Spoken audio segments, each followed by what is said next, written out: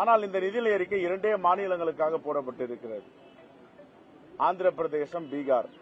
எதற்காக 2 மாநிலங்களுக்கு அவ்வளவு பெரிய தொகையை வாரி வழங்கியிருக்கிறார் நரேந்திர மோடியும் நிதியமைச்சர் நிர்மலா சீதாராமன் என்றால், நாடாளுமன்றத்தில் தாக்கல் செய்யப்பட்டுள்ள பட்ஜெட் சந்திரபாபு நாயுடு மற்றும் நிதிஷ்குமார் ஆகிய இருவரின் மகுடிக்கு ஆடும் பாம்பாக மோடி இருப்பதை காட்டுகிறது என காங்கிரஸ் மாநில தலைவர் செல்வ பெருந்தகை தெரிவித்துள்ளார்.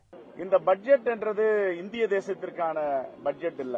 ஒரு நிதிநிலை அறிக்கை என்பது எல்லா மாநிலங்களையும் உள்ளடக்கிய நிதிநிலை அறிக்கையாக இருக்க வேண்டும். ஆனால் இந்த நிதிநிலை அறிக்கை 2 மாநிலங்களுக்காக போடப்பட்டிருக்கிறது. ஆந்திர பிரதேசம், பீகார். எதற்காக 2 மாநிலங்களுக்கு அவ்வளவு பெரிய தொகையை வாரி வழங்கியிருக்கிறார் நரேந்திர மோடியும் நிதியமைச்சர் நிர்மலா சீதாராமன் என்றால், இவருடைய ஆயுட்காலை ஆட்சியின் அதிகாரத்தை, ஆட்சியின் ஆயுளை நீட்டித்துக் கொள்வதற்காக அவர்களுக்கு வாரி வழங்கியிருக்கிறார். இல்லை என்றால் அவர்கள் தன்னுடைய ஆதரவை திரும்ப பெறுவார்கள். இந்த உறுதிமையின் ஏற்பாட்டில் இவர்கள் ஆதரவு தெரிவிக்கிறார்கள்.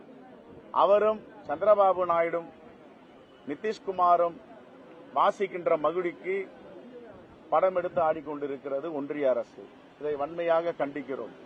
10 முறைக்கு மேல் தமிழ்நாட்டுக்கு தேர்தல் பிரச்சாரத்திற்கு வந்த நரேந்திர மோடி அவர்கள் இப்பொழுது ஏன் தமிழ்நாட்டு பக்கம் திரும்பி பார்க்கவில்லை என்ற ஒரு கேள்வி.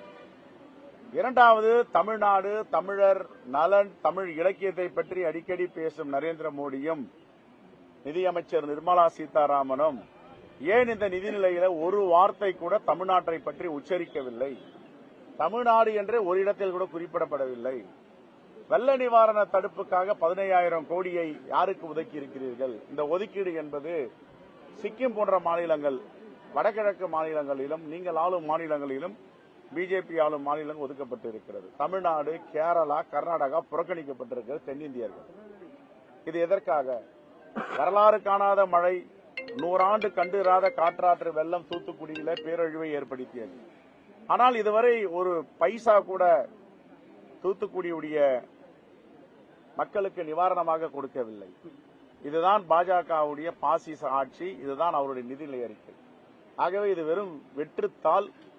இவர்களுடைய அதிகாரத்தின் ஆயுளை நீடிப்பதற்காக, அமைச்சரவை தக்க வைத்துக் கொள்வதற்காக ஏற்பாட்டில் நடைபெற்ற அறிவிப்பு தான் இந்த நிதிநிலை. இதை நிதிநிலை என்று சொல்ல முடியாது.